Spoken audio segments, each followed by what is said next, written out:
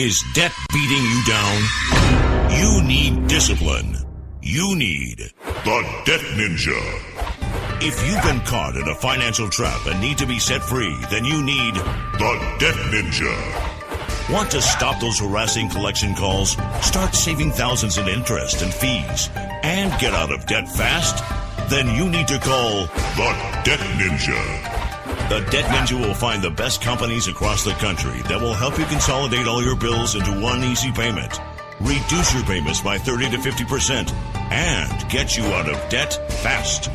If you have unsecured debt of $10,000 or more, such as credit cards, loans, or medical bills, call the Debt Ninja for a free 15-minute consultation. Call 800-826-1246. 800-826-1246. That's 800-826-1246. Call today. The Debt Ninja. Individuals and businesses with tax problems, listen carefully. Do you feel like you're losing control over your finances? If you owe over $10,000 in back taxes or have unfiled tax returns, we can help you take back control. The IRS is the largest and most aggressive collection agency in the world, and they can seize your bank account, garnish your paycheck, close your business, and file criminal charges. Take control of your tax problems now by calling the experts at Tax Mediation Services and take advantage of the Fresh Start program and new laws that may allow us to negotiate a settlement for the lowest amount possible. Our team of tax attorneys and enrolled agents can stop collections and get you protected so you can take control of your financial future. Tax Mediation Services is accredited by the Better Business Bureau. Call now for a free case review and a price protection guaranteed quote. Call Tax Mediation Services now at 800-610-9050. That's 800-610-9050. 800-610-9050. All writers are prone to becoming so attached to our characters and stories that we struggle to see why a passage may not be working. It takes another set of eyes to help us nurture our writing into full maturity. At Black Wolf Editorial Services, we strive to enable writers to develop and grow, shaping stories into masterpieces that can stand the test of time. Editing services are provided for all genres and all age categories. Services range from critiques of the short story through to the line edits of the full-length novel and copy editing for those preparing for publication. We also offer assistance on generating a writer's bio for your website, as well as help with those book blurbs and promotional material. We won't abandon you to the masses. We want to celebrate with you in your successes. Black Wolf Editorial Services, nurturing your writing into maturity. For a full list of services and prices, visit us at blackwolfeditorial.com.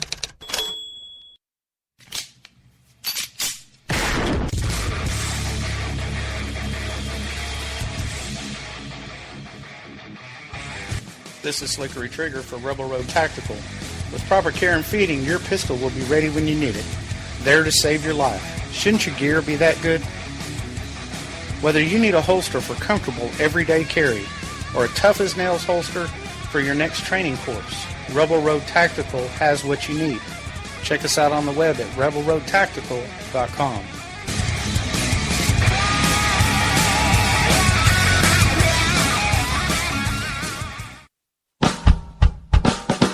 You're listening to the Spark Radio Network, internet radio like you've never heard before.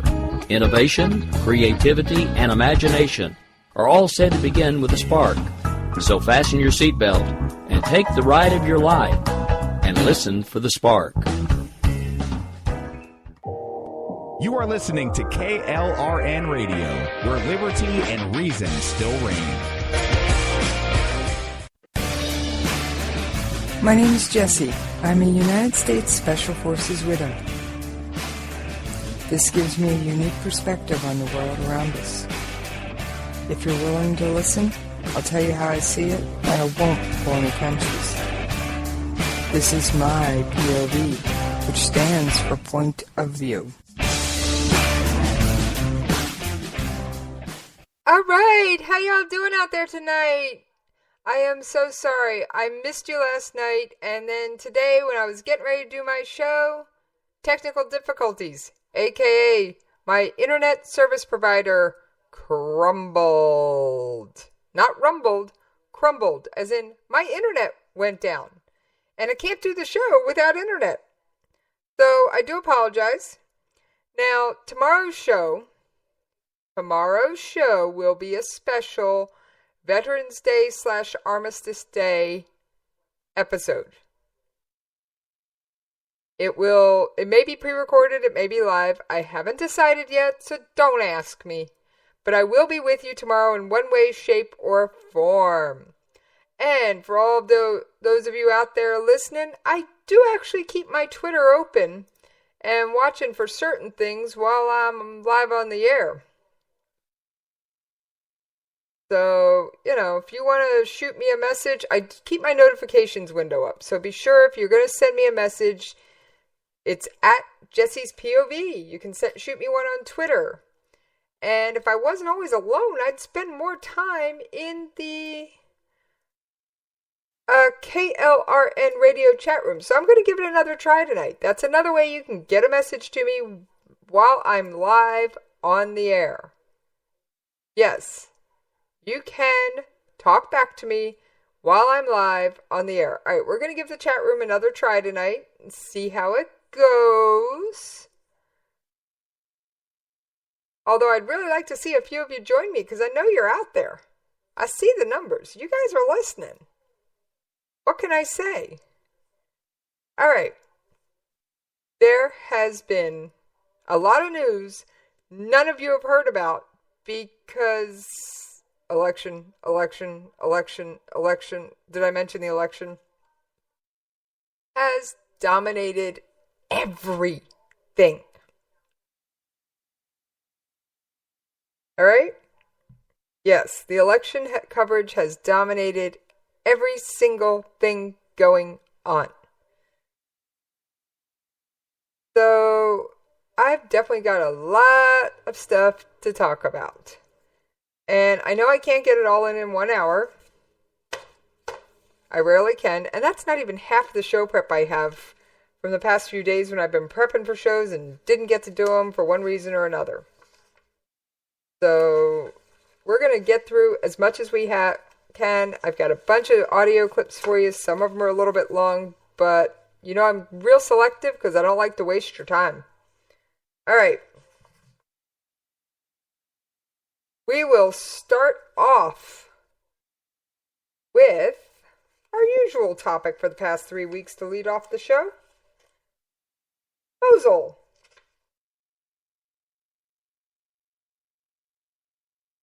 All right. So basically the source to retake Mosul, Raqqa, all that fun stuff.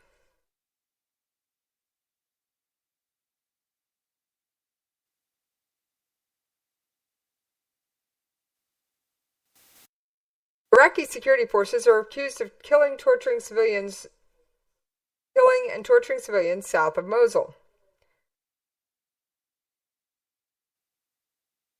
Iraqi government forces killed and tortured civilians south of Mosul, according to human rights groups. Amnesty International said up to 6 people were found dead last month in Shura and Kayara sub-districts, whose security forces suspected of ties to the ultra-hardline jihadist group, which seized a third of Iraqi territory in 2014. Men in federal police uniforms have carried out multiple unlawful killings, apprehending and then deliberately killing in cold blood residents suspected of ties to ultra-hardline jihadist group. Cold blood residents in villages south of Mosul, said Lynn Malouf, Deputy Director for Research at Amnesty's Beirut office. Iraqi Prime Minister Haider al-Abadi denied the Amnesty report, saying local residents, not government forces, had killed Islamic State members. He also said the rights group was spreading fear among Iraqis with its reports and would bear responsibility for displacement of people who might flee the city as a result. Human Rights Watch said at least 37 men suspected of being affiliated with Islamic State had been detained by Iraqi and Kurdish forces from checkpoints, villages, screening centers, and camps for displaced people around Mosul and Hajjah further south. Relatives said they did not know where most of the men were being held and had not been able to contact any of them while in detention, according to the report. HRW said such conduct significantly increases the risk of other violations, including torture. An Interior Ministry spokesman denied there had been any violations and said Iraqi forces respected human rights and international law. The spokesman for the Kurdish regional government denied the Human Rights Watch report, saying any delays in informing families were limited due to a shortage of resources. Nobody's been kept in unknown facilities. They are kept in identified facilities, said Dindar Zabari. Alright, I've got a couple of audio clips on that. I've got one queued up, and I'm going to see if I can grab the other one quick like a bunny.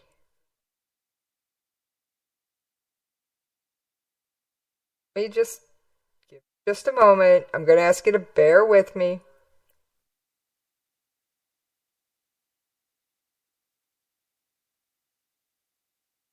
Alright, I'm not going to be able to find it in 20 seconds, so we're going to drop it for the moment.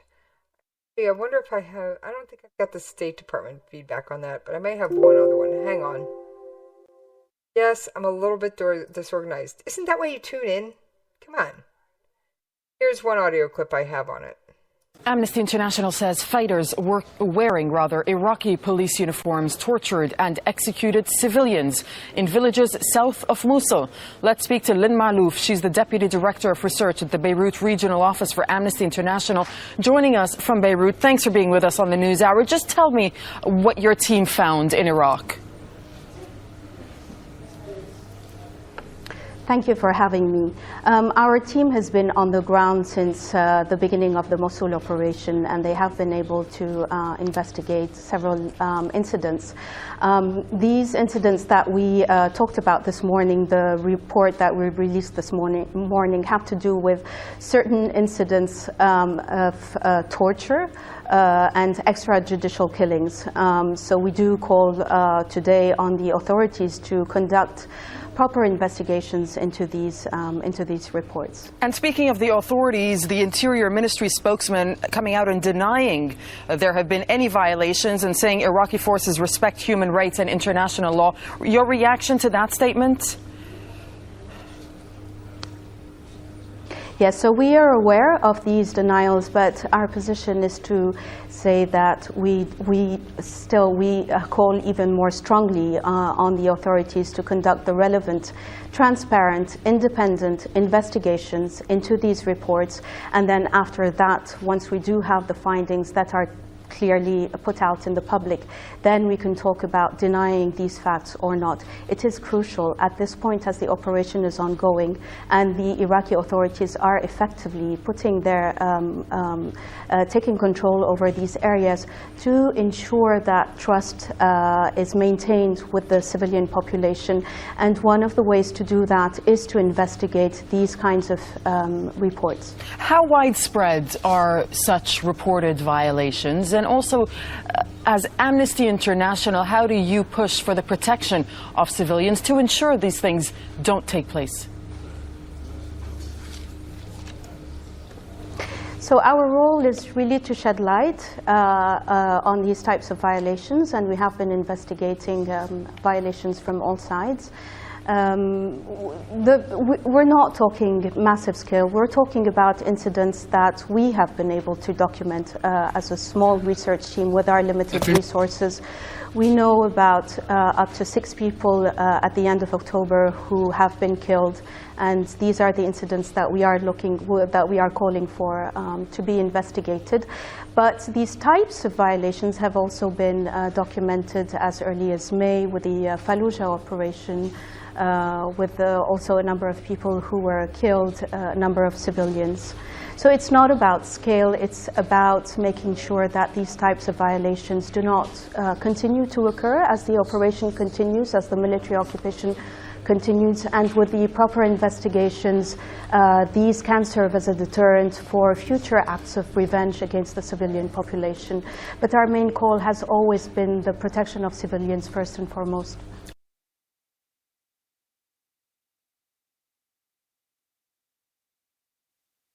All right, so there you heard one side of the story. I'm working on tracking down the audio from the other side of the story, from the Defense Department.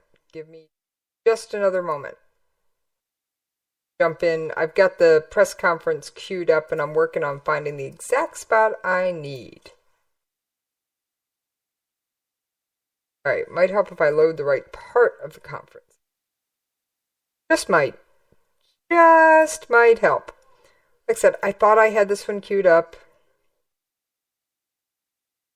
Evidently I didn't.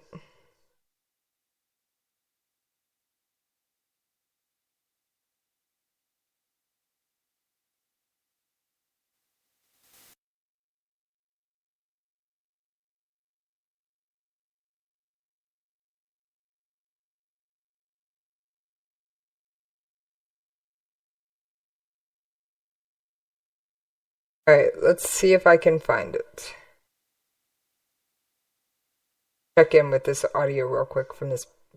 This is the Pentagon press briefings we're dipping into. About a Trump administration.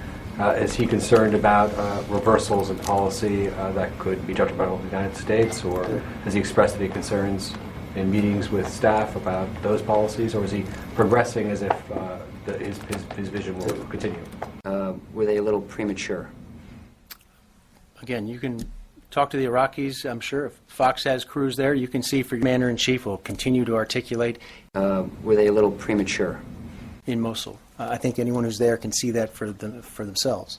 And fight. And ISIL is that training. We think this is a critical part of is suffering right now under the brutality of ISIL. And the sooner it's freed from that, the better. And turning attention at home, there was a crash yesterday off the coast of California involving 2 Marine Corps F-18 Hornets. I was wondering, in light of this collision and this crash, does the Secretary believe that Marine Corps aviation is in a crisis right now? I don't believe the Secretary believes it's in a crisis. This is an unfortunate accident. As I understand it, one service member was injured in this accident. And, one thing that's, again, you and I have talked at length about marine aviation. These were Marine absolutely supportive of. And he will continue to support the Marine Corps' efforts to try. This is a critical part of the process. And does the Secretary believe that when he transitions out in terms, does the Secretary believe the military is in a... Everything he can to try and ensure, once again, that continues into the future. Tara.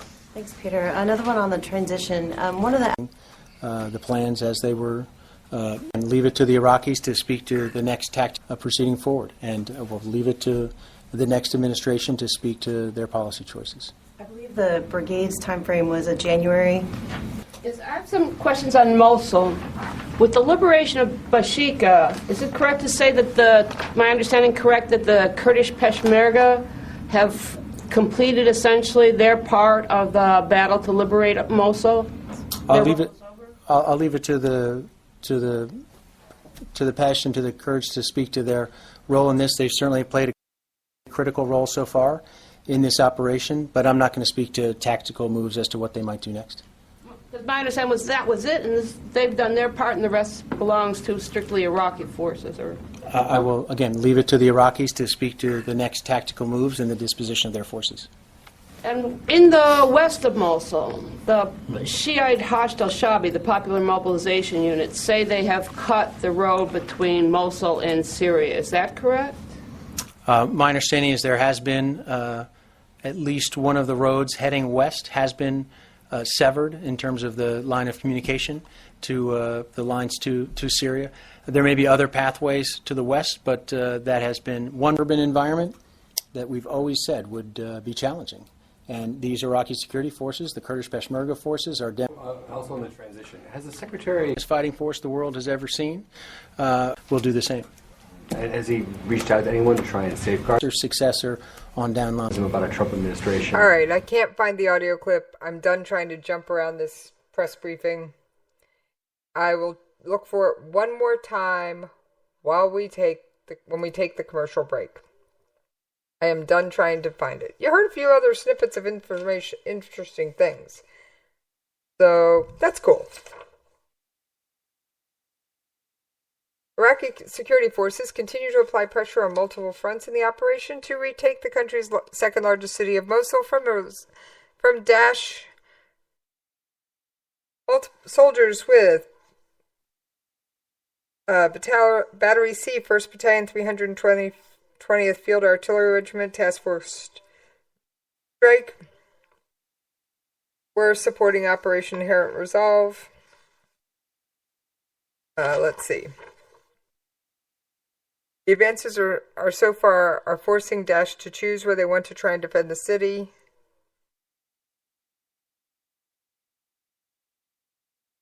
Iraqi counterterrorism forces continue to deliberately isolate and clear areas of Mosul's eastern districts, securing key neighborhoods to the north. Bashika has been retaken, although some back-clearing remains.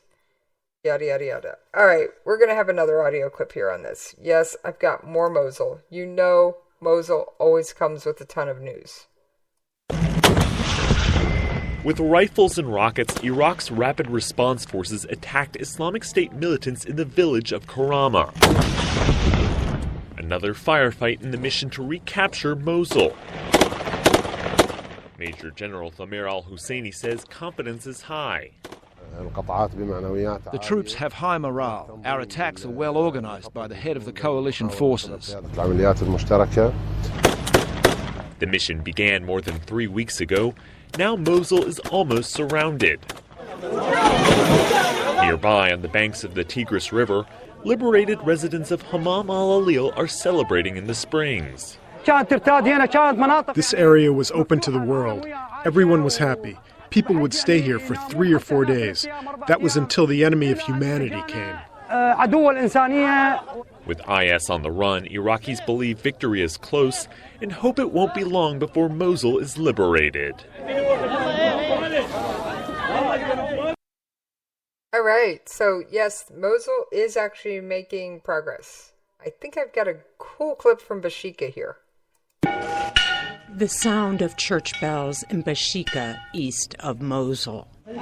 For some 2 years, it was a town under Islamic State control. And while the militants have now been driven out, Father Daniel Benyam says the town is far from whole. We're sending a message to the world, asking them to look at this vast destruction. If you want Christians to remain here, you must extend a helping hand in rebuilding our areas so we can be able to return. Islamic State has targeted religious communities throughout Iraq and Syria. When it seized control of Mosul 2 years ago, it issued an ultimatum to Christians: pay a tax, convert to Islam, or die. But village by village, Iraqi and coalition forces are advancing on Mosul.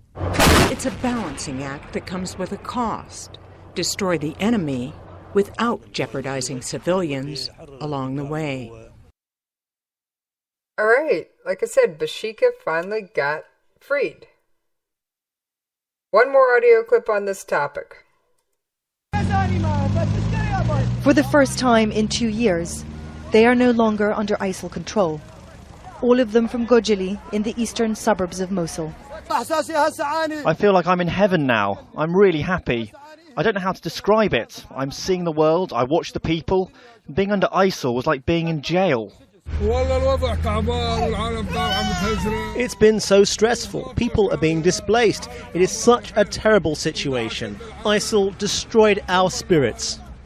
It's hard to understand what these people have been through. There is relief here. They say they finally feel safe. People have been streaming through here throughout the morning, and they're all telling us the same thing. The areas where they're living in, specifically closer to Mosul and Gojali, still caught up in the fighting, and they're all saying life under ISIL was extremely difficult. The main message here, people very happy that this seems to be over, but now they really have nowhere to go. A mother sees her son for the first time in 2 years. He is a soldier with the Kurdish Peshmerga who have a checkpoint next to the Iraqi army. The emotion too much for her. They tell us ISIL prevented them from leaving and forced them to pay $20 a month, taking their cars if they were not registered in their name. Smoking was banned. We asked this woman what life was like. Like hell, she says, as if we were not living. For now, they will be living in a refugee camp. They may be safe, but the battle for Mosul is only just beginning. and no one knows how long that will take. Stephanie Decker, Al Jazeera, east of Mosul. All right, so I think that's a pretty comprehensive Mosul update. There are other things going on in the world. And for the record, Bashika is 13 kilometers east of Mosul. And it was retaken by the Peshmerga. Now, that's our Kurds. Peshmerga, Kurds. Remember that, folks. Come on. Do we need to pull out the scorecards and go through that again? I know it's been a while since we've had these conversations, but I'm going to say we don't need to pull out the scorecards. I think you guys have got this down by now. Come on. Come on. Don't let me down. I think you got this down.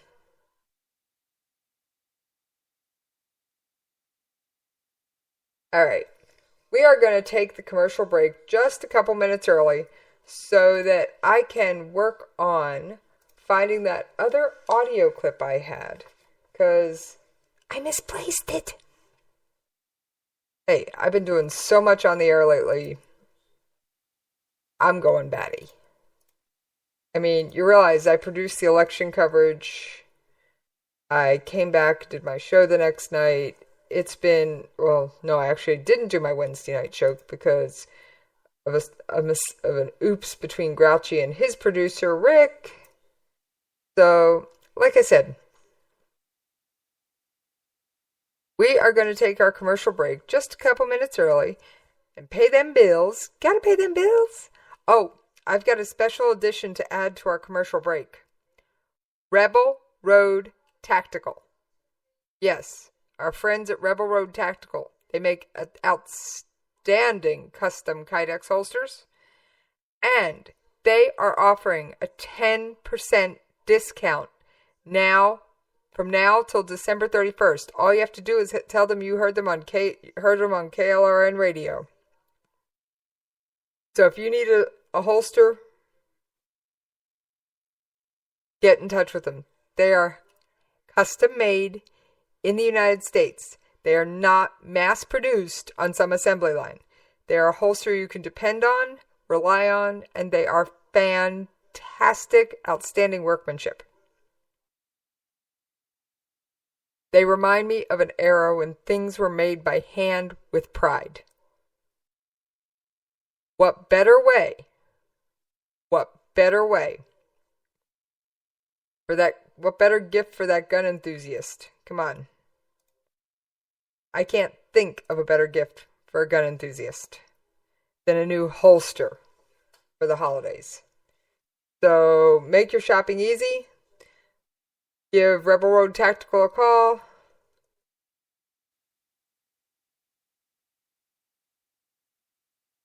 And if you tell me you heard them on KLRN Radio, you get 10% off. Amazing. Amazing. All right. We are going to finish paying them bills, and I will see you on the other side.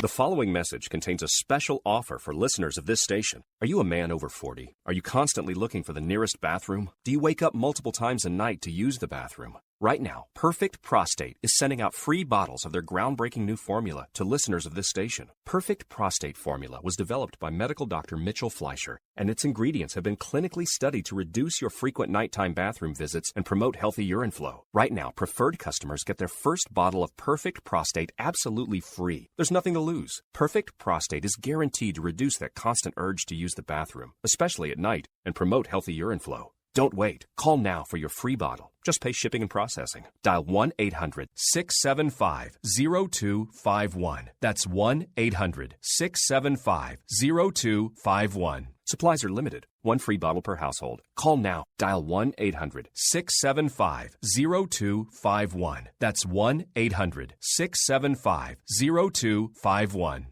Individuals and businesses with tax problems, listen carefully. Do you feel like you're losing control over your finances? If you owe over $10,000 in back taxes or have unfiled tax returns, we can help you take back control. The IRS is the largest and most aggressive collection agency in the world, and they can seize your bank account, garnish your paycheck, close your business, and file criminal charges. Take control of your tax problems now by calling the experts at Tax Mediation Services and take advantage of the Fresh Start program and new laws that may allow us to negotiate a settlement for the lowest amount possible. Our team of tax attorneys and enrolled agents can stop collections and get you protected so you can take control of your financial future. Tax Mediation Services is accredited by the Better Business Bureau. Call now for a free case review and a price protection guaranteed quote. Call Tax Mediation Services now at 800-610-9050. That's 800-610-9050. 800-610-9050. All writers are prone to becoming so attached to our characters and stories that we struggle to see why a passage may not be working. It takes another set of eyes to help us nurture our writing to full maturity. At Black Wolf Editorial Services, we strive to enable writers to develop and grow, shaping stories into masterpieces that can stand the test of time. Editing services are provided for all genres and all age categories. Services range from critiques of the short story through to the line edits of the full-length novel and copy editing for those preparing for publication. We also offer assistance on generating a writer's bio for your websites, as well as help with those book blurbs and promotional material. We won't abandon you to the masses. We want to celebrate with you in your successes. Black Wolf Editorial Services, nurturing your writing into maturity. For a full list of services and prices, visit us at blackwolfeditorial.com. KLRN Radio has advertising rates available. We have rates to fit almost any budget. Contact us at advertising@klrnradio.com.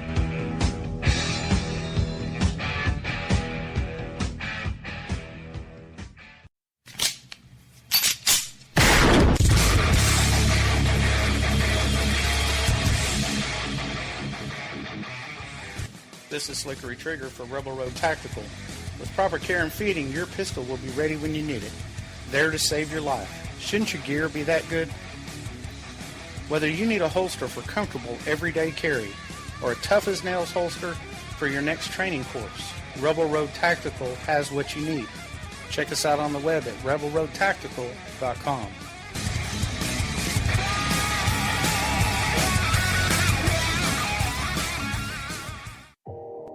You are listening to KLRN Radio, where liberty and reason still reign.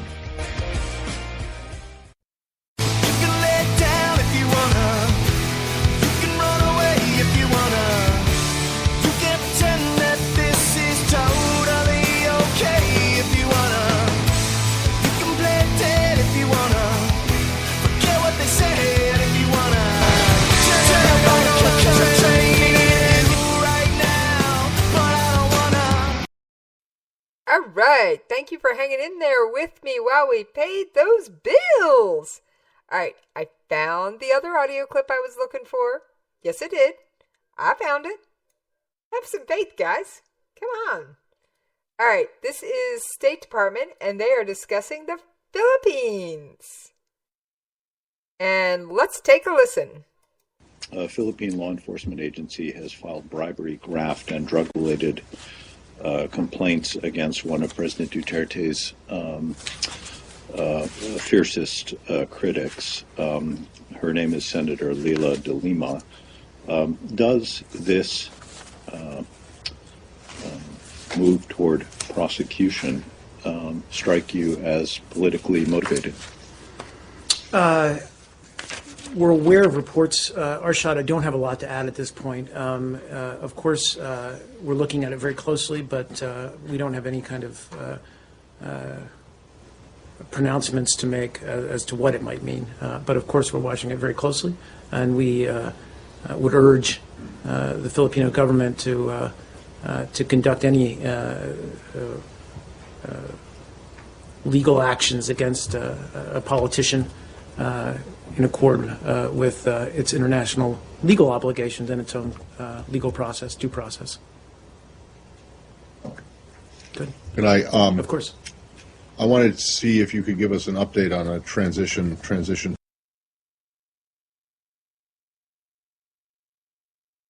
Okay, so there you have it. Philippine agency files graft narcotics charges against Duterte critic. Philippine law enforcement agency filed bribery, graft, and drug-related complaints against a senator and former minister on Thursday in the first step towards prosecuting the biggest critic of President Rodrigo Duterte's war on drugs. The cases were lodged by the National Bureau of Investigation in the Philippines, the equivalent to the U.S. FBI, against Senator Lila de Lima, 2 former prison officials, and a dozen inmates.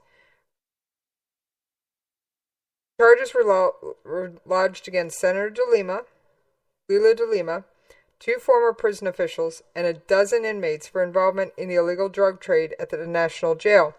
It is evident, untie that tongue, it is evident from the revelations of numerous witnesses as detailed in their sworn affidavits that de Lima was fully aware of the unlawfulness of their actions. De Lima, a former Justice Secretary, has been trying for years to link Duterte to involvement in large numbers of drug killings when he was mayor of Davao. Long before he became president, launched a similar crackdown on a national scale. More than 2,300 people have been killed in the 4-month campaign, mostly in police operations to arrest suspects, and others classified as deaths under investigation believed to be the work of vigilantes. The NBI said de Lima had protected a favorite inmate at the prison to facilitate illegal drug deals in exchange for money she collected every month. I'm no longer surprised when this administration files trumped-up charges against me, de Lima said in a statement. She described the evidence as fantastic lies and fairy tales. On Monday, she lodged a writ with the Supreme Court seeking to stop what she called harassment and intrusion into her private life by Duterte and his allies. The NBI gathered testimonies from recent congressional hearings about prison drug trade, which were launched just days after de Lima was ousted by fellow senators as head of a Senate probe into Duterte's crackdown. Alright. Does that smell fishy to anybody? Does that smell fishy? Sorry, it does to me. I got one more story on the Philippines for you guys. Oh yeah, we got more Philippine stories.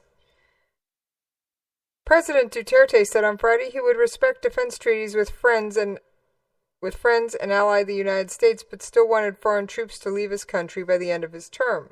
Duterte spared the United States one of his trademark verbal lashings and took a more conciliatory tone than usual, although he hinted at revoking the 2014 Enhanced Defense Cooperation Agreement that gives U.S. troops rotational access to Philippine bases. We are friends with an ally. We have a military pact that would bind us, he told a pre-dawn news conference upon his return from a visit to Malaysia. We will maintain our cooperation and respect is there. And in all matters between the two countries, especially the treaties we sign with them, so many agreements, we will honor all of these things.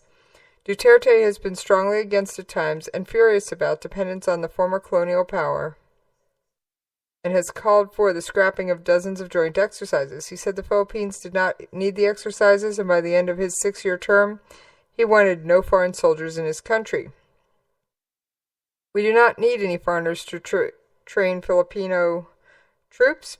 By themselves, they are warriors, he added. He also said that he would be turning to other countries for defense procurements like China, Israel, Japan, and Russia, because U.S. quote-unquote gadgets were expensive.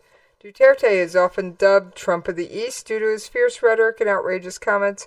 Was asked by a reporter if he thought the Donald Trump comparison was accurate. And his quote was, "I am just a small molecule on this planet. He is now president of the most powerful country in the world. I am just a president struggling barely just above water," he responded. What we share in common maybe is the passion to serve. A change at the White House would not affect his decision to build closer alliances with countries beyond the United States like China and Southeast Asia, he said. I will pursue what I started. I'm not in the habit of reneging on my work.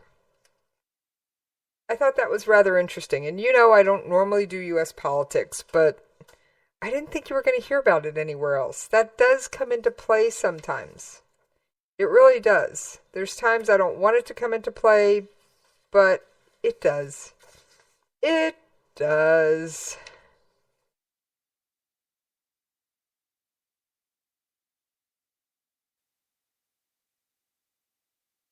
Here's another one that's semi-U.S. news. 4 Turkish and Iranian nationals from the same family have been indicted on charges they violated United States sanctions against Iran by conducting hundreds of millions of dollars of transactions for Iran's government and Iranian metal companies.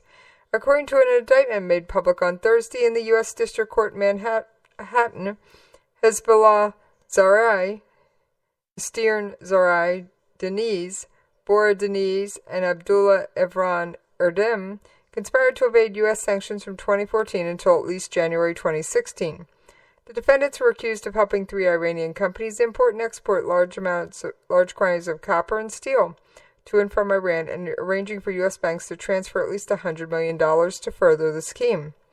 These defendants conspired and schemed to hide millions of dollars of financial transactions specifically to evade U.S. sanctions laws and deserve to face strong legal action, said U.S. Attorney General Bahara in Manhattan.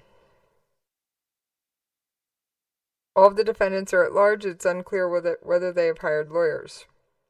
Earlier this year, Reza Zarab, a prominent Turkish gold trader, was arrested and criminally charged in a separate U.S. case for allegedly conspiring to conduct large transactions on behalf of Iran and entities there. Prosecutors said Zarab, 67, is the father of Zari Deniz and father-in-law of both her husband Deniz and Erdem, 32. All live in Turkey and all are citizens there, while Zari and Zari Deniz are also Iranian citizens, prosecutors added. Each of the 4 defendants was charged with 4 conspiracy counts for alleged bank fraud, evading sanctions, money laundering, and defrauding the United States. The bank fraud conspiracy charge carries a maximum 30-year prison sentence. Yeah. We aren't lifting sanctions on Iran, and as you know what I think of that Iran nuclear deal. Do I really need to remind you? It's not worth the paper it's written on, folks. That Iran nuclear deal has more holes than good quality Swiss cheese. Oh yeah, it's got more holes than good quality Swiss cheese. Alright, I've got so many papers running around my desk, I gotta take a second to rearrange them all.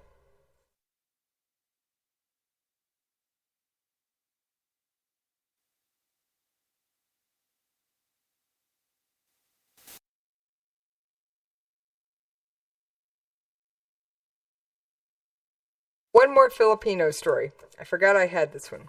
Philippine court allows hero burial for late dictator Marcos.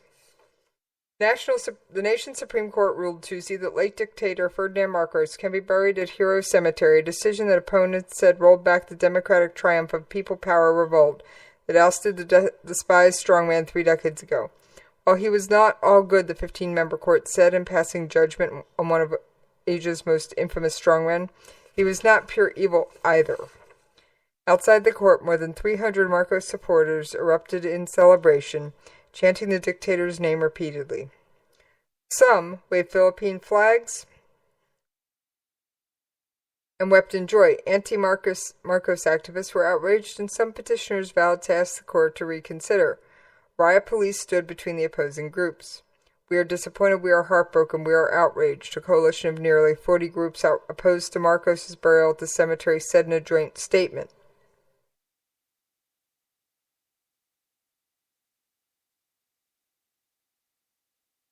With this decision, the very definition of hero is now in question. The dictator's son and namesake, Senator Ferdinand Bongbong Marcos Jr., thanked the High Court for its magnanimous act to uphold the rule of law and expressed his gratitude to Duterte.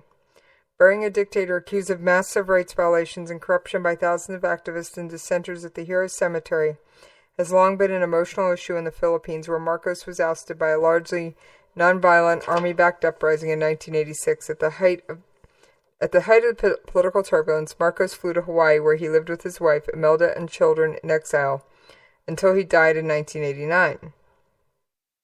Philippine revolt became a harbinger of change in authoritarian regimes worldwide. In 1993, Marcos's body was flown to his hometown in the northern province of Ilocos Norte, where it has been displayed in a glass coffin and became a tourist attraction. Okay, that sounds like the tomb of Chairman Mao. It really does remind me of China. I mean, really? Really? Glass coffin? South Korean president continues dissent. Park Geun-hye is allowing the opposition to select the next prime minister in a major concession. South Korean prosecutors carrying boxes containing potential evidence from the Seoul office of Samsung Electronics in Seoul, South Korea yesterday. The scandal embroiling South Korean public life took another turn Tuesday as the offices of Samsung were raided in Seoul. Prosecutors seized documents Tuesday from Samsung's Office of External Relations in the South Korean capital, but declined to provide further details. A spokeswoman from Samsung Electronics decided to comment. Samsung is the world's largest manufacturer of smartphones, televisions, and memory chips. South Korean President Park Geun-hye is immersed in scandal brought about by her alleged ties to a shamanistic cult. Park denies these allegations. A close associate of Park, Choi Sun-sil, has been arrested. It is unclear, however, why Samsung has been made a part of the investigation. Park has previously apologized, however, she said she will acquiesce to the investigation. If necessary, I'm determined to let prosecutors investigate me and accept an investigation by an Internet counsel too, Park said last week. All this happening is my fault. It happened because of my neglect. Lawmakers will name a new prime minister that could seriously hurt or even destroy her ability to govern. The person she previously suggested as a replacement for the post, Kim Byung-jun, was rejected by the opposition-controlled parliament.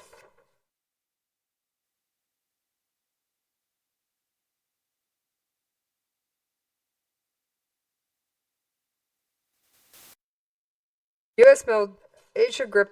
anxiety grips Asia over regional security. The U.S. military presence has been a pillar of security in Asia for decades, but the election of Donald Trump as the new ex-president has fueled a growing sense of anxiety for many in the region. Of greatest concern is Trump's isolationist rhetoric.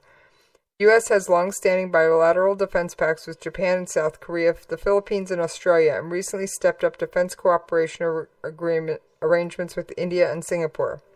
These networks have worked to secure the territorial status quo in the Asia-Pacific, and moreover served as a deterrence against aggression from North Korea, Russia, and China.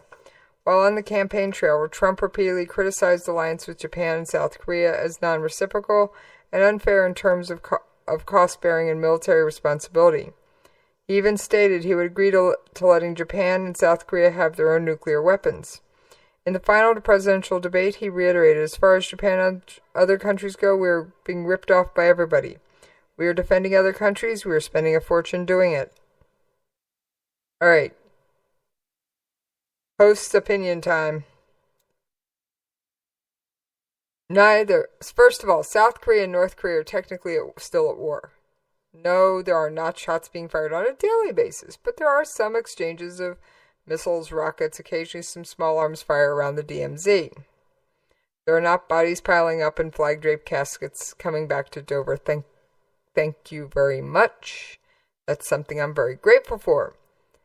Yes, I have had family members posted in South Korea. No, they were not at the DMZ. They were a little further south. I'm not going to tell you where.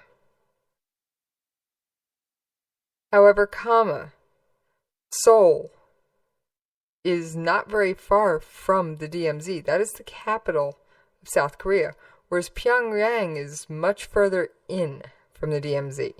For those of you who are not familiar with the term, DMZ is a demilitarized zone. It is the no man's land separating North and South Korea, in which each country has a city. The North, they call it Freedom Village. We call it Propaganda Village, because It is a picturesque, perfect town, but yet there's no people there. They play music and tell you how wonderful coming to North Korea would be. Well, on the south side, there's an actual working village, and its residents go about their daily lives.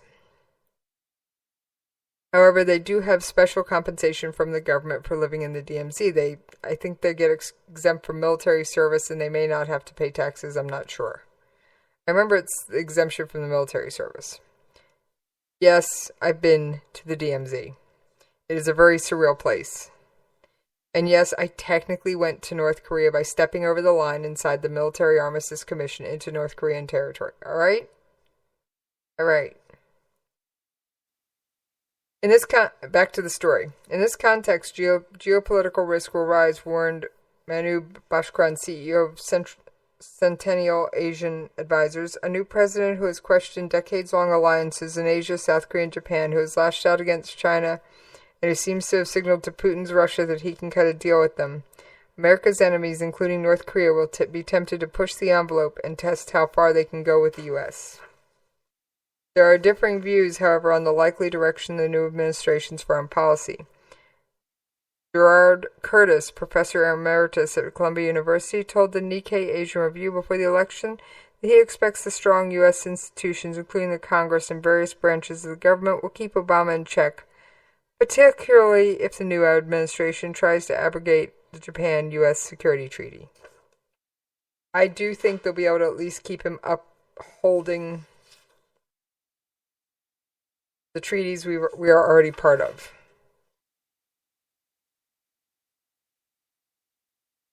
Alright, I've got one story I'm looking for in particular, because I know I'm almost out of time.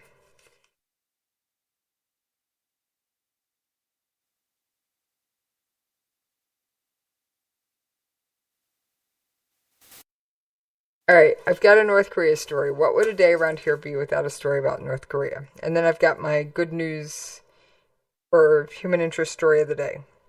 North Korea continues to persecute citizens for their religious beliefs, going as far as physically battering victims until they lose control of their bowel movements, according to South Korean non-government agency report released this week in its annual white paper on North Korea's record on religious freedom. The Database Center for North Korean Human Rights said those caught practicing religions not sanctioned by the state faced imprisonment and even death, according to local news service Christian Today.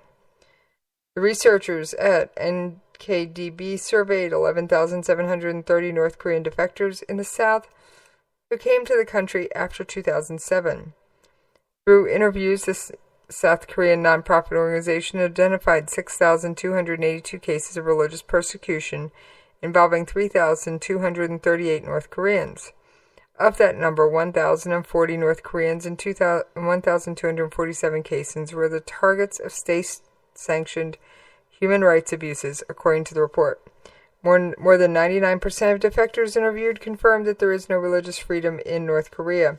There is also no publicly accessible places of worship outside Pyongyang. 98% of defectors say, confirming a report from Christian Solidarity Worldwide released in September, that the stated the four churches in the North Korean capital are showcases on display for foreign tourists. Only 1.2% of defectors interviewed said they had engaged in secret religious activities in North Korea, a strong indication that those who do practice religion after leaving the country do so once in South Korea or after contact with Christian missionaries in China. Most North Korean religious practitioners say they are either Protestant or Roman Catholic. However, more than 10% of the interviewees said they are Buddhist. The interviews also revealed less than 23% of victims of religious persecution survive their punishment. About 18% died at the hands of the state, whereabouts 80% of those apprehended are unknown. So, you guys... Yeah. Did I mention disaster? One more story. Iran has exceeded a soft limit on sensitive material sent under its nuclear deal with major powers, the UN atomic watchdog said on Wednesday, hours after Donald Trump, who has strongly criticized the agreement, won the U.S. presidential election. In its second It's the second time Tehran has surpassed the 130 metric ton threshold for heavy water, a material used as a moderator in reactors like Iran's unfinished one at Arak, ARAK, since the deal was put in place in January. It had 130.1 tons of material on Tuesday, the watchdog said. The last time Iran overstepped that mark was brief, passing without major criticism from other countries that signed the nuclear deal last year. But there are questions about whether the incoming Trump administration will react to incidents the same way. On November 2, 2016, the Director General expressed concerns related to Iran's stock of heavy water to the Vice President of Iran and President of the Atomic Energy Organization of Iran, Ali Akbar Salehi. The International Atomic Energy Agency, IAEA, said in a confidential report seen by Reuters. The IAEA is policing the restrictions placed on Iran's nuclear activities under the deal it signed with the United States, Russia, China, Britain, France, and Germany. The agreement also lifted international sanctions against Tehran. Iran told the agency it would prepare to transfer 5 tons of heavy water out of the country as provided for in the deal, and a senior diplomat said Iran planned to carry out the shipment in the coming days. A U.S. State Department spokesman speaking at a regular news briefing in Washington confirmed Iran's intention to export the excess heavy water. It is important to note that Iran made no effort to hide what it was doing from the IAEA. Rather than setting a strict limit on heavy water as it does for enriched uranium, the deal estimates Iran's needs to be 130 tons and says that any amount beyond the country's needs will be made available for export to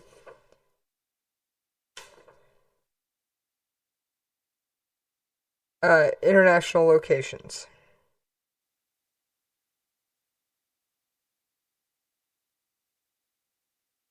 All right. I have one more story. 70 years on. Jewish survivors detained in Cyprus remembered. Dozens of people born to Jewish refugees interned in Cyprus after World War II have marked the 70th anniversary of the start of such detentions on the eastern Mediterranean island. A memorial commemorating the event was unveiled Wednesday at a Cypriot army camp that formerly housed a British military hospital where hundreds of Jewish infants were born. One of them was 69-year-old Nakima Friedman, says the British camp. The British-run camps helped nurture the hope of return to his homeland. Friedman was among several Israelis born at the hospital who traveled to Cyprus for the ceremony. Friedman's parents, Moshe and Gita Weissler, were among the 52,000 Holocaust survivors who were detained in a dozen camps in Cyprus and prevented from reaching Israel by the British, who then controlled the territory that would become Israel. All right, folks. On that note, yeah, you know what's coming. On that note, I'm out of here!